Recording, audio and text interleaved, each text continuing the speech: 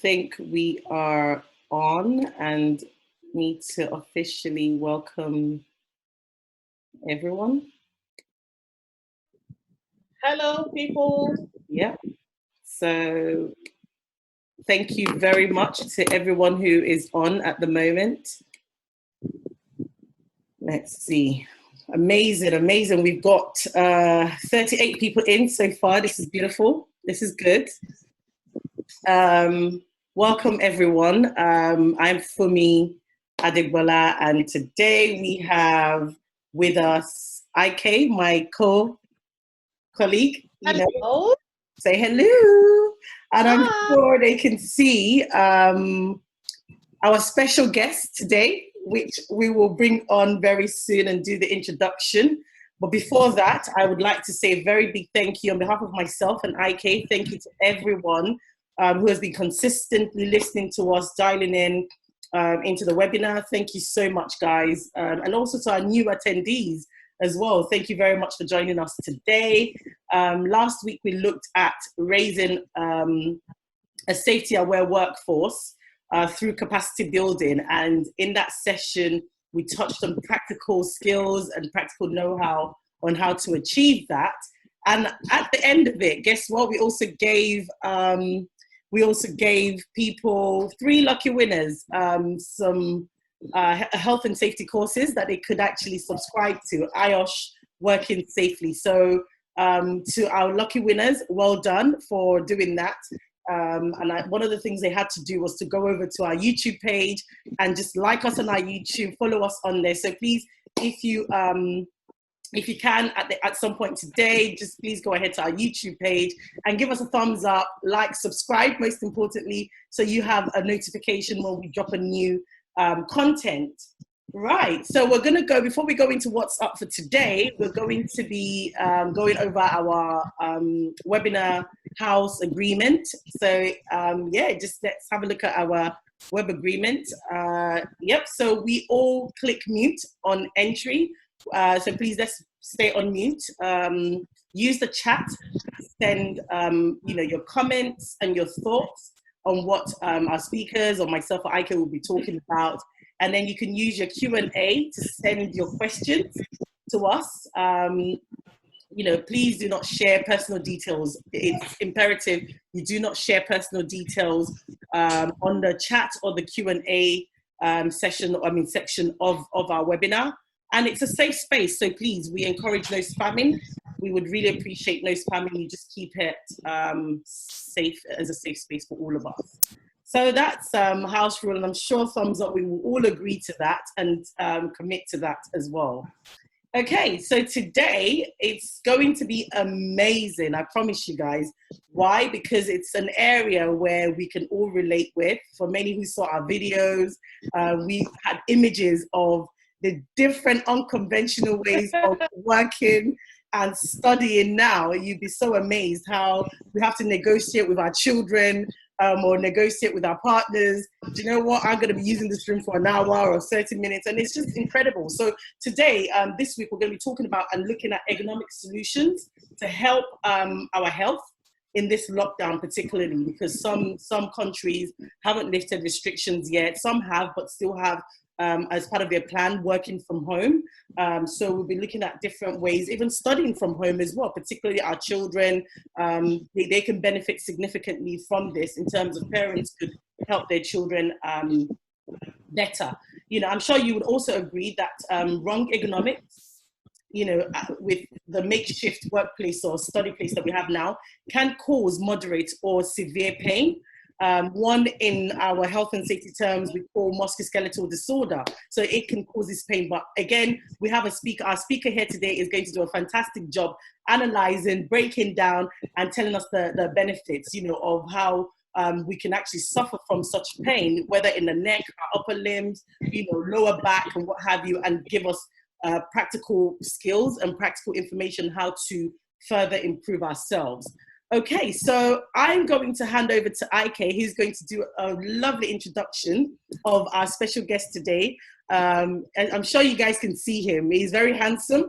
But outside of handsome, he's very professional and skilled in his own area. So over to you, IK. All right. Thank you, Fumi. Thank you so much. Thank you. Welcome, everyone. Welcome to a new week, a new interesting week. Today's topic is so interesting, and a lot of people have been so excited about it, and many of them saying, "Oh, Toby." So we have a star in the house, yeah. So we've got Oluwatobi Durowoju.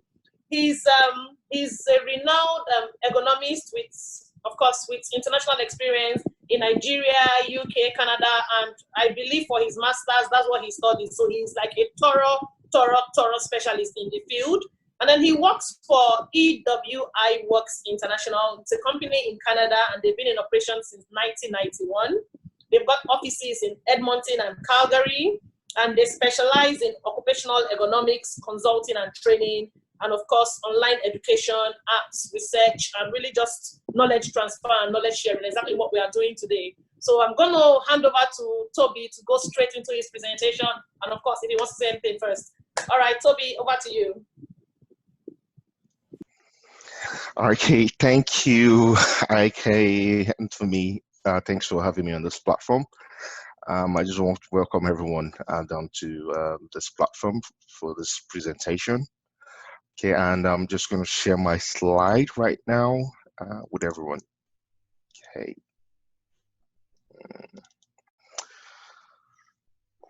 Okay.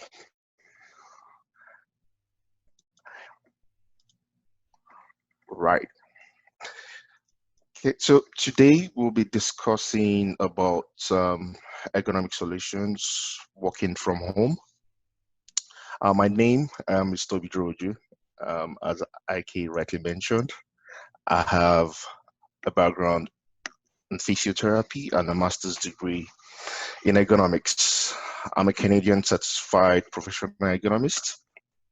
I'm practicing here in Canada. Today we will be discussing we'll be having the introduction, and also we'll be discussing about the number of people working from home and the reality of the situation and the various working heights and viewing solutions. Well, we can always, adopt while working from home. Then various sitting solutions, standing solutions as well will be dealt with, and also most importantly, movement. Okay, so from statistics here in Edmonton, we have over 70% of all employers right now, showing that the members here, we have over 70% of them working temporarily from home. And I probably might not have a world, statistics to back the general, statistics up. However, this is just more of a true sense of what we have as more of a replica of what is going on generally. Well, in the USA, you have 88% of organizations encouraging people to work from home. And we would realize that most people are affected. And in fact, most of the viewers here are probably affected by this. And the future of work, you'd find out that even the chief financial officers out there right now, they are now having that view of, permanently having workers, working remotely after the incident of the COVID-19. And so that's what we have, and this can also be replicated to most developed countries, and even the developing countries or the underdeveloped countries, so to say, are not left behind on this. Now, this is what we imagined when we were being asked to work remotely from home. We thought, okay, we'll get to a cozy workspace and able to get our works done. Right, but in the reality of the situation, this we find now in present times that you find yourself having to compete with your kids, with your children at home, sharing space. Then also you find that there is no space really to set up, when you moved back home to get your work. Your workstations being set up. So you find a lot of people moving down to the basement. You find a lot of people moving down to the corridor, to get that space to get job done. And well, if you get so lucky, you probably might find yourself with the right slide, with the right picture there, walking on the staircase. So it's just the reality of the situation of things right now. Okay, so we know that working from home is temporary. There's this model known right now that we know that we have temporarily people working from home, which is more towards we having the retrofit approach. Uh, Soon we'll be having people returning back to work and with some measures. Then in future times, we would have technology coming in to really help, make people, sit well and get productive in their respective workstation. But right now, we're just going to treat the way it is right now, the reality of the situation, the present situation, and that's having people working from home right now. But for sure, so we know that the equipment you use in your central offices, they're not same as what you find in your home office. So most organizations, they've sent people home to work from home without making provisions, adequate provisions for the proper chairs, the proper desk, for them to work effectively. And so yes, we know that the same equipment you have back in the office is quite different from what you have now. Some of you would have to work on the dining, or working on the island in the kitchen. And so that's just, well, sadly, the reality. So most people did not also have a dedicated work, office, from home.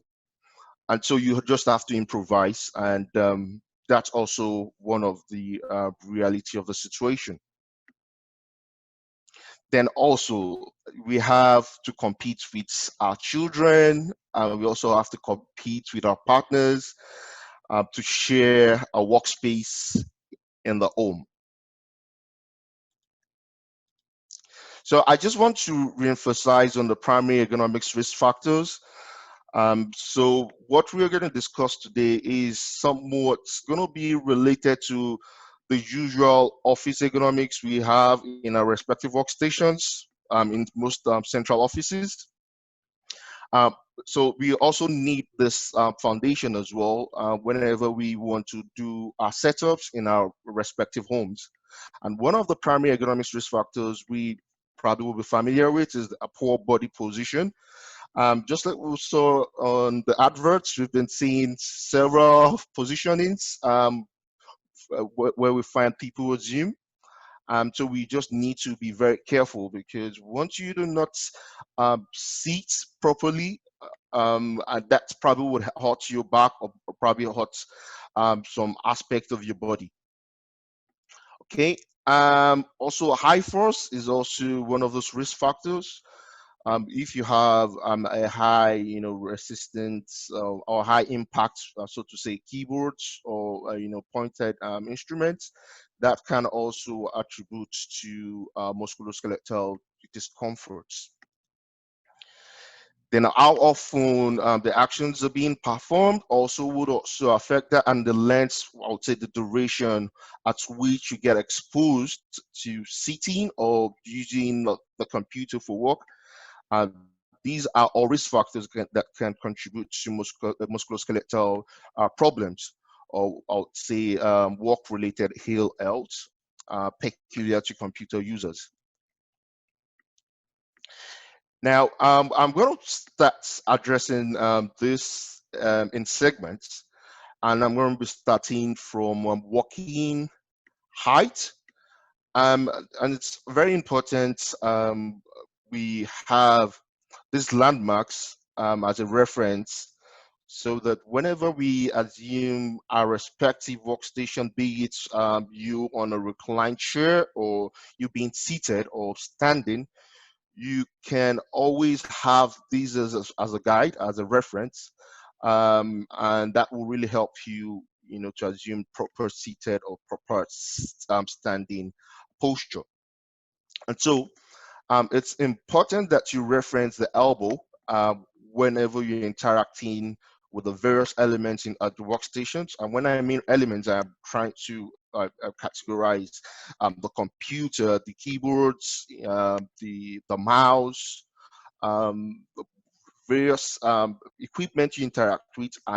Whenever you hear me talk of elements, I need you to picture that. Okay, so um, your elbow height is very important because the elbow height has to be at same level, at same height with a keyboard you're interacting with, or with any pointed instrument you're interacting with. So, and that's inclusive of be it you finding yourself in a reclined position, in a cozy couch at home, working using a laptop, or if you find yourself at the dining area, you also want to have the elbow height at same height with a keyboard, just as you see with a seating picture there. And also, if you find yourself standing as well, you will also want to ensure that the elbow height is at same level with a keyboard, just as you can see with the third picture. All right, so it's very important to have that landmark, that reference guide. Once you can have the elbow, at 90 degrees, be it a seated posture or while standing, having the elbow at 90 degrees, that really is an optimum, posture that you would get huge level of benefit from, because at this posture you're not finding yourself shrugging your shoulders, you're not having a shrugging shoulder, and so then you are not having a shoulder dropping, because these are poor postures that can really help affect the muscles of the shoulders and the neck because they are well connected. And once you have, hyperactivities of the shoulder muscles, connected to the neck, that really would also help, will really affect your performance, because it probably might give you some level of soreness, or might end up giving you some level of headaches. Okay. Now, the second component will be about the seating solutions. Okay, so you want to ensure that you have the proper seat. So like I rightly mentioned earlier on, no organization, there are just few organizations out there that would want to go as far as giving you so-called ergonomic chairs, I would say chairs that has ergonomic features. But as it is right now, we would want to improvise, make do with what we have on ground. I'm not going to be here to recommend chairs to you, but we want to give simple solutions that can really help you, even if you're using a chair from a dining chair, and that will really go along with to help you. So you want to ensure that you raise the seats at the appropriate height. Okay, so if you're unable to raise the seats, then you can always get a pillow and put the pillow on the seat pan, and that would help to increase the height, and so you can have you seated, having the elbow at the appropriate height. Then also you want to ensure that your feet are well supported. So in view of you increasing the height of the seat, you don't want a situation whereby you have your legs dangling, and that's really gonna really hurt you, because once you have your leg dangling, what that would imply is that you have some infringements, all right, on circulation, and you don't want more restrictions of blood flow towards the lower extremities, and so you want to have a support. Now you can always make use of various materials to elevate. You can see on this picture you have some huge textbooks that you can stack, and have the appropriate height where you can put your feet on. Or if you have a footrest, a standard footrest, that would also suffice. And so that will really help. Then for the extra back support, for those who would need the extra back support, you can always have a pillow behind you. You want to put that at the belt region, which is towards the lumbar region, because you want to keep the architecture of the low back, right? And the low back has a curve, of which when you get seated, what happens is that you have the pelvis being rotated, and the other options you have, which is pretty much effective, is having you roll a towel. You can just roll it up and have it being placed at the belt region, and you should get some high level of comfort doing that. Okay. Now for the viewing solutions, you would want to have the top of the screen just below the eye level, which is very important. Now for those using a laptop, now the laptop is not designed really for a prolonged use. Wasn't really designed for that. I mean health wise, okay, because the first picture you find up there, you realize that you find the well, that's one of my colleagues back at work, and you realize that she's bending her neck just to view the laptop. And that's, if you sustain that posture for a prolonged period of time, that will really hurt the neck. All right, and you do not want that for yourself. So uh, I think the next best posture you want to assume, or solutions you want to prefer, is to get a laptop binder, and you tilt the angle of the screen, and that will really go a long way to help. But that's might necessarily not be the best, posture to assume. I think the best posture to assume is to have an external keyboard, just as you find in the third picture. An external keyboard that would make the laptop, separate, and you'd be able to place the laptop on a box to raise the laptop on the appropriate height, just below the eye level. And so you would find out that you have more of a happy person with the third picture, and also you have the appropriate depth, right? So that you can have the appropriate viewing angle as well. So that is one of the, I think this third picture really depicts, the best solutions you can get. So the keyboards, I would say, basically most people would have an external keyboard, because they're cheap.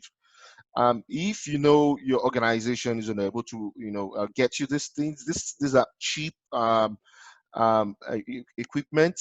You can purchase yourself to just help enhance good body posture, okay, in your respective homes.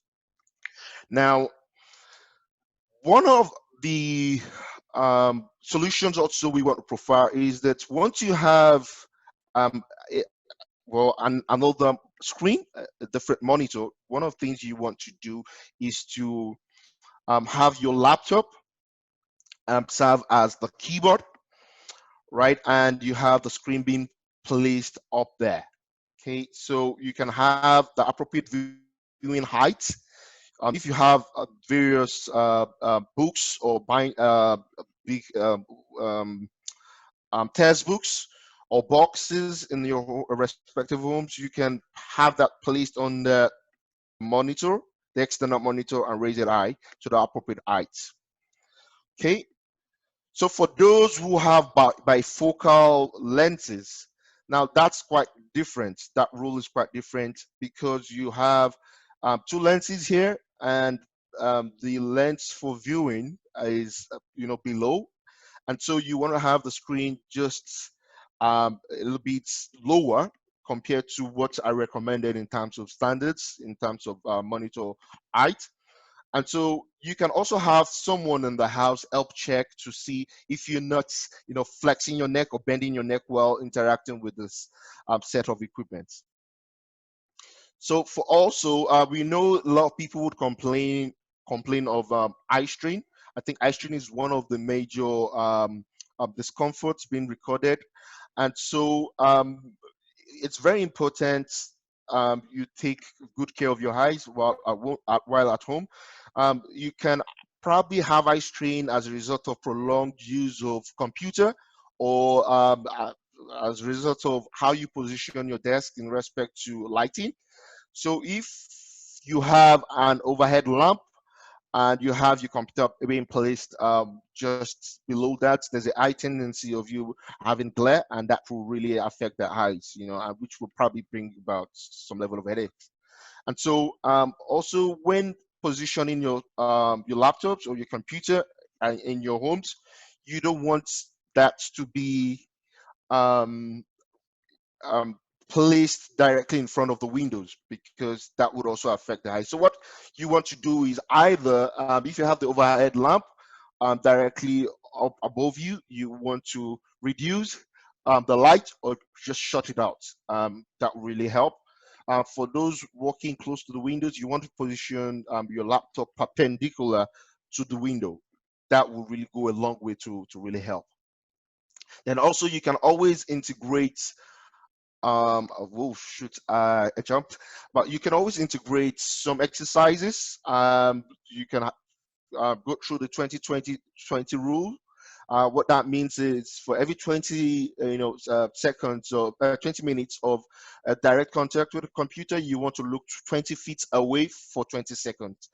That really goes very important to help the high muscles. Okay, so standing solutions, I've seen tons of solutions out there in terms of standing, but we just need to be very careful here. Okay, just as we know, people say now standing is the new killer. It's always very important for you to strike a balance between sitting and standing. But both postures are static. I think one of the major things we want to project here is body movement. All right, physical activity, while being at work. Okay, so for the standing solutions, like it said, it's very important to have an external keyboard and money using the external keyboard to work with your laptop. Okay, so what you have with the first picture, you find that gentleman bending the neck. All right, like I said, bending that neck would really hurt your neck. It's really going to hurt the muscles, and you can end up having refract pains as well. um, you don't want that for yourself now, because that's really a concern, because by the time you finish this and you return back to work, I think this might be a huge concern to most employers right now, because we'll be moving now down to people gradually returning back to work, and we will have a high level of people complaining of musculoskeletal pain. So it's very important now that we take good care of ourselves. So these are very good solutions. Have an external keyboard and mouse. Remember, you always ensure that you have the keyboard, your elbow position at 90 degrees when interacting with that keyboard. All right, so we know this is more of a huge concern, finding a space, in our respective homes. So, it's very important that okay, this is one of the questions that I raised. You say, has someone taken over your space? Yes, obviously. We have our children now who would want to also do their homeworks, and these stakeholders, these people also are stakeholders in our respective homes. And also, I would want to also advise that this same standard in terms of ergonomics positioning also should be applicable to our children, our kids there, because as they're growing, we do not want some high increase of degenerative conditions to set in, as they grow older. And so we have that concern. So you would also probably would need to have an alternative space in our respective homes. I've had a lot of people who would really go find that quiet space, which is not so comfortable to do their work. And so this is just the reality of the situation of things. So just like we have a drop-in station at work concept, we may now need to start booking our spaces. All right. I understand. Ike just, she booked the space to get this presentation going. Also, I had to book the space as well for this presentation. That's why we have this quiet environment right now. Well, so that's the reality of the situation. Now, so for the reach zone, we want to have every equipment we interact with the most, like the keyboard and the mouse. We want to ensure that we have it at the primary zone. Now, the primary zone is where you have the elbow radius, right? That's where you want to have the keyboard and the mouse. Now, the secondary zone is where you have the less frequently used items. That's where you place your items there. I know I'm far behind time. I need to rush this. Okay. Now, for those using the phone, we advise not to use the phone. Cradling, using the phone. So we advise you use the headset or you use the earpiece. That will really go a long way to help prevent the neck and shoulder pain. Okay. So we have different distractions everywhere, kids everywhere, sharing space also with a new, with your partners. Okay, so most importantly, we want to encourage movements. We typically recommend for every 50 to 60 minutes of seated posture, you take a break, postural break by standing. All right. So it's about you having that bodily movements, move around frequently, changing posture. That will really go a long way. I think that's what we advocate the most. But right now, because our system, our body is trying to adapt, but we want to encourage, right now, we want to encourage like 30 minutes. For every 30 minutes of seated posture, you try to get up and move around. Or you receive when you're receiving phone calls, that would serve as an opportunity for you to stand up as well. Okay, so we have a lot of important resources out there that you can always access for movements. You can have a plan, and you can always integrate your family members into the plan for physical fitness. Also, we want to encourage everyone. We have free sets of resources from AWI Works where you can go run a self-assessment. We have an app up there where you can go. You can always access that from the website. Also, if you need to time yourself for breaks, we also have a break app reminder. But if you have a Fitbit on your wristwatch, you can always set a reminder, just like we said, set a reminder to help you, to prompt you to leave your workstation and go get some bodily movement done. I'm going to stop here, and I think I'm going to hand this over to Hiking for me to take charge.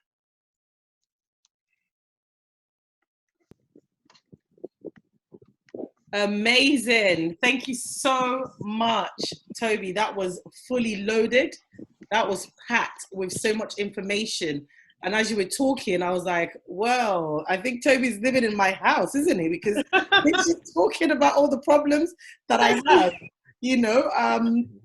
I have my son and he's 6. I'm like, Joshua, this is mommy's turn. I have to sit on the dining now. Oh, he's got to dining into school. And I'm thinking, oh my God, I need to go and find a little corner. It definitely is challenging, can be challenging, and definitely for all our attendees and many people out there who have to adjust to this new ways of learning. We do have some questions that have come in, but I thought it would be good to summarize, what Toby has said in a nutshell, particularly if we have people who are just probably even joining us. Today, we are looking particularly around ergonomic solutions, on how we can improve our health, because it can affect our health. Poor ergonomics, which, the poor ergonomics is pretty much the workspace and the operator, so you being comfortable with your workspace. And of course, we know that with this period that we're in, we've had to invent workspaces. Like Toby has said, he mentioned our work, our islands in the kitchen, our dining, our bedroom. Some of these places have turned into boardrooms. I was speaking with my sister a couple of days ago, and she said she just normally puts her own video on off, so nobody can see her image and everything, because if they see the image, they can definitely see that she's probably just, chilling and doesn't look very professional if she's going to look for an angle that is convenient. So, Toby has touched on so many things in terms of what are the outcomes as well of poor ergonomics, which is musculoskeletal disorder. And this is severe pain, chronic pain, which is a good lead on to some of the questions that we have coming up. Some people suffer severe pain, chronic pain in the neck, the upper neck, the lower back, and what have you. So I think at this point, do you want to take the questions from the Q&A, and then we can move back and forth? Okay, I was going to say that I like the way you went it was very realistic. Because the truth is, we don't have these ergonomic chairs in our houses. We don't have these posh solutions in our houses. But we can actually take the things that we have around us. And that's one thing I love about the presentation. It's really about being realistic. And there was something you said about employers might not want to provide chairs. I don't know if that's in Canada or whatever, but in the UK, you must. So because of course in my company, we have people working at home, and we will provide if you need it, and if we've assessed and we've seen that you need these chairs, you need maybe lumbar support, whatever. Yeah.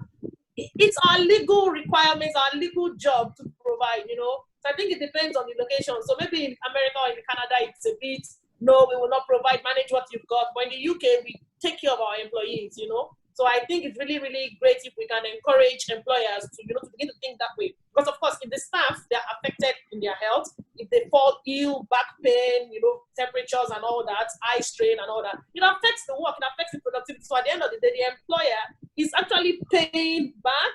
So why can't we encourage employers to put these things in place? Let it be a culture. Let it be, we are caring for our employees.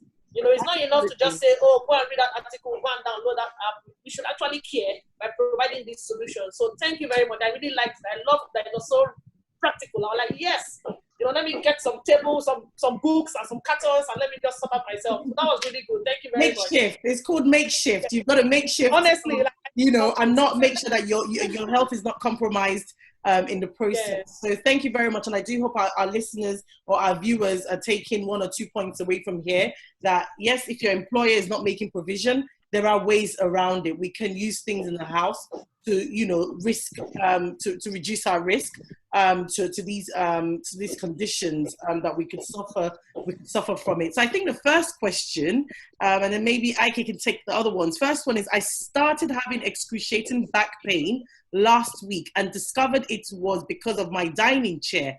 Though I have stopped using the chair and sit on the pillow, but I came across adverts of adjustable laptop desk. Will this help, is what they're probably trying to ask. Yes, Toby. Okay, so I think I'm just going to start with the reported discomforts, which is the back pain, right? So, yeah, so the back pain really, you might end up having some level of relationship between the laptop being used, right, and the back pain. Now, if you're using the laptop directly, there's a high tendency you're having to slouch or lean forward while engaging with the laptop. Now, if you do that for a prolonged period of time, that will definitely affect the back, because you don't want to find yourself bending, all right, bending the trunk to access the laptop. So that would really go a long way to help to really affect the back. Now, also, you also need to ensure that you are properly seated. you can always use those concepts that I mentioned earlier on, having you at the proper seated height and you having the back well supported. That is very important. Then it's not just about even having a perfect seated posture. It's also about having to take that break. So because it's static, if you get seated static for a prolonged period of time, you're not encouraging blood flow, nourishment down, the muscles and all that, the tissues. And so you don't want that. So you want, movement, you want to change your posture. So I think those three would really go a long way. If you have the laptop razor, yeah, that's good. That would also help to solve some problems, prospective problems, I would say. So yeah, it's good to have that, but you also need to address your seated posture as well. Okay.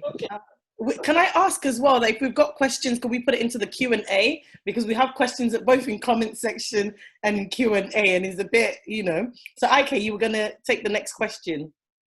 Yes, I was going to just add, with the laptop, the adjustable desk, or maybe having an extension for your laptop, what I've noticed is that sometimes when you have like a raised solution, let me use that word, and you have your laptop on, what I've noticed is that you end up doing like this, your hands are like this, so I think one of the things that we do at work is that we now have an extra keyboard, that is connected to the laptop. So we use the keyboard rather than extending and trying to hit on the keyboard of the laptop. We use the separate keyboard, the standalone keyboard, and we just type. And we're looking at our laptop screen and we're typing. So I think that's also a good solution. So even if you want to get adjustable, I don't know, Toby, what you think about that. But I'm just thinking, won't we be like this when we get the adjustable desk and things like that? Toby. Yeah. So yeah, thanks. Thanks to your brilliant contribution. So there are two things. You have what you mentioned now. You said adjustable desk. Then there's also the laptop razor. So there are two different separate things here. Okay. So if it's the keyboard razor, then you want to have an external keyboard because you don't want to have your hands up that way and having it, inclined. You want to ensure that your wrist is straight. So you want to have, a separate keyboard, right? And that would, where you are able to maintain your elbow at 90 degrees straight with a keyboard. That's what you want for yourself. Now, the desk, the sit-stand desk is a different concept entirely. So you would not want to raise your sit-stand desk to high up there where you have to raise your shoulder high up there. You don't want to do that. You want to assume the proper standing posture, which is also about having the elbow, having the desk at the elbow height. Now that's where you want to have the height of the sit-stand desk. So there are two different concepts, I think. Okay. All right. So if that answers. Thank you. So we have someone else that says, how does some of these apply to using smartphone instead of regular laptop or desktop? Yes, I think yes. It's just for those who use say a tab, and like I have a tab as well, but I have an external keyboard to my tab while working. So it's very important you have the external keyboard so that you can have the screen of the tab being inclined, just like we have with a laptop as well. You can have it being inclined. There's this external keyboard and the tab case that can help you incline the screen, and you use an external keyboard on the tab. Okay. So they cannot be used. They're not advisable to be used, for a prolonged period of use. They're just designed for like just a temporary use, quick use, and get on with your everyday life. Amazing. So we have another question from Samuel Osho. For bifocal lens, you mentioned positioning your screen a bit lower. Can you specify by mentioning the area of the body part your computer should be aligned with for an acceptable posture? Okay, so for those using a bifocal lens, you'd realize that you have two lenses, right? then what you want to ensure is that because the angle of view while viewing through the lower parts brings your view down, and so you want to have the computer lower, right? But that's why I said it's important if you're not able to subjectively have the height placed at appropriate height, then you can have someone, maybe a family member, look at you to see if you're bending your neck. So you just want to adjust according, because there's no fast rule. I can't give you an objective measurement right now because it's always specific to individual. Your body size dimension is quite different from mine. I might be taller than you. I might probably not be able to give you an objective measurement, but using that guide to position your monitor, that really go a long way. Just bring it lower, and that really go a long way. Okay. Okay, so the next question here says, thanks for the informed session. I will need some clarification. When an individual tilts his laptop on a binder, the elbow height might not be on the same level, which I think can cause MSDs over time. Should we encourage the use of same kind of support? Okay, so like I made mention in my presentation, I said the last slide is the optimum one. That's where you want to find yourself. So I gave the progression. It's better to have a binder, all right? And once you're on an appropriate height, it's better you have a binder and you tilt the angle. Once you tilt the angle, it helps to reduce the angle of flexion on the neck. That's the angle of which you bend. It helps to reduce that a lot. So it's just a progression, an improvement on you walking without flexing. Without tilting the screen. So it's a huge improvement. But obviously, it's going to affect the shoulders if you're not seated at the appropriate height. It probably would affect you shrugging the shoulders while typing. It probably would do that. But the most effective solution is having an external keyboard. Absolutely, thank you. Another question from Kenneth Okoronkwo. It says, thanks, Toby. I've seen an article that practically suggests an almost absolute stop to sitting and working as we know it, but encourages standing and the use of adjustable tables as the best solution to the effects of long hours in sitting in an office. What's your opinion on this? Are we soon going to witness a change to this style in the office? Wow, that's really a great question. That's really a great question. This has been, this back then they say smoking was the killer. Then they moved to sitting for too long. That sedentary lifestyle was the killer. Now, standing for too long now, they say it's the killer. Now, but I think what we really need to draw here is when you do things for too long, that's where the concern is. Now, both sitting and standing, they're both static postures, all right? And so standing has its own health-related consequences, right? Because when you stand for too long, God help us, if you don't have health-related conditions like hypotension, we don't advise people like that to assume standing posture, because if you have hypotension, there's a high tendency that you probably might slump at work, and you don't want such drama at work, right? Or pregnant women, we do not advise that for pregnant women to stand. Aside from that, aesthetics, you don't want varicose veins, all over your legs, because these are things you get from prolonged standing. So what we always want to preach is striking a balance, changing the posture, sitting. Well, typically what we recommend is for every 45 to 50 minutes of seated posture, you take between 10 to 20 minutes of standing. Now, it's not just about both static posture. We also want to advocate movements, constant movements. It's very important. So you take maybe 5 to 10 minutes of coffee break. If you like drinking water, drink a lot of water so that it would even encourage you to visit the washroom. It helps you move around, visit your friends and various workstations. It's about body movement.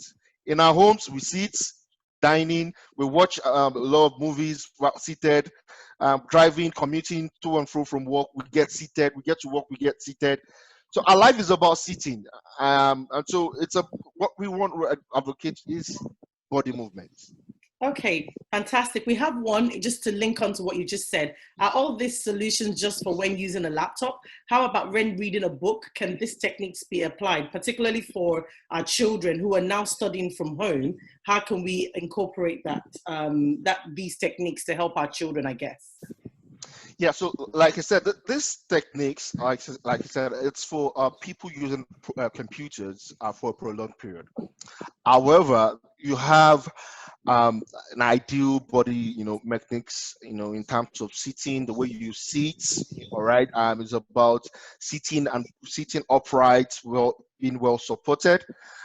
If you have kids using tablets, I think it's very important because, in fact, because I think this is actually an aspect of safety, or what I say health, that we've not really been addressing for our kids, especially for Nigerian kids. We find a lot of them using tabs, to play games and all that, and you find them like hunching, and this is really not so good. So you want to ensure that you have the screen at the appropriate height for these children to interact with these various screens. Okay, and if it's just a quick one, just proper body mechanics, sitting upright on the chair, reduce the habits of crossing your legs, those habits of having to lean forward. Those are things you just need to check. I hope I answered the question. Thank you. Yes. Okay, so there's a question here. It says, since work at home is a short-term measure, do we really need to invest in setting up a mini office at home? What do you think about that? Yes, so I think this will bring me back to your early comment, EK. So it's more of we like we said, it's a temporary measure, and so most organizations really out there might probably not want to invest much in a high-end office equipment for their workforce. So if that is so, that's so much investment, right? And so that's the reason I would believe most organizations should really look into helping their workforce, giving just basic solutions that really help them temporarily before they return to work. This is very important. All right, and so because these things are quite expensive, getting a chair here, ergonomic chairs here, could cost as high as $900, and that's just a chair. Okay, so it's quite expensive, and I'm not too sure it's really more of a wise move for now, cost-wise. But if you have your home traditionally, being equipped for a home office, then you should invest in that. If you work normally from home, you should invest in that. But for those working temporarily, you can always be innovative for now. Right now, people are gradually returning back to work. Things are changing. And so I'm not so sure if it's going to be a right investment for any organization for now. I mean, just to touch on, Toby, in addendum to what you said, yes, it may not be what organizations want to invest in now, and that's because it's a short-term thing, but I do think there should be an assessment of this in the workplace, because it's not just for home, it's also where you spend a prolonged number of hours, doing repetitively the same activity. So it is something organizations or employers need to give a great thought to, even if they're not going to prefer the solution for the home setting, but definitely in a working environment. Absolutely. We've got a few more questions, but I think to just put it out there that we may not be able to answer all the questions. We would try and get Toby to respond to some of these offline, and then when we do send out the presentations, it would be in the presentations as well, or an attachment to the presentation, because we like to keep to time. We're meant to finish by 4, and we've got 3 minutes to 4. But Toby, just very quickly in a minute, if you could answer this last question, because it's quite common, it's coming up more than once here. Thanks, Toby, for the good presentation. Apart from following the 20-20-20 rule to prevent eye strain and pains, what is the safe hours one can work using a computer in a day? Okay, so I can't really say categorically saying, okay, this is the safe hours number, like objectively saying this is number of hours you can work using a computer safely. You can work as much as you want to work, provided you're able to have your postural break, because that's very important. We know that the standards in most organizations is for you to work for 8 hours, and so we know that if you're using a computer as for work, then you're glued using the computer basically. But it is very important to take the postural break. How often do you think that should be done? Maybe hourly, or 45 minutes, 2 hourly? What would you recommend? Okay, yes, great. So for those who have a sit-stand workstation, brilliant, right? So you want to have, for every 45 minutes of sitting, you want to have between 10 to 20 minutes of standing, assuming a standing posture while at work. Then you also want to have between 5, well, depending on how luxurious the time is, you want to have between 5 to 10 minutes. But basically within 5 minutes, you should be able to have body movement, right? Physical movement, leaving your workstation around.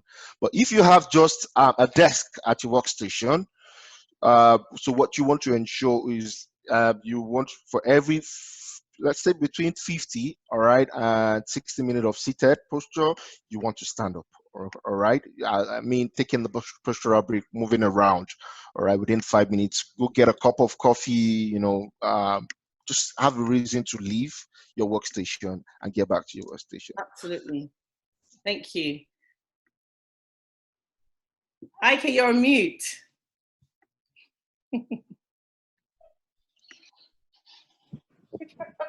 So we've got one last question, and it's really about temperature. So someone is asking, how does it all affect the ambient temperature? How does it affect? And even something else we were talking about really was about radiation from phones. So we want you to take this question together. How does temperature, light, how does it affect, you know, work and posture and things like that? And also radiation from phones that we're constantly using now that we're at home.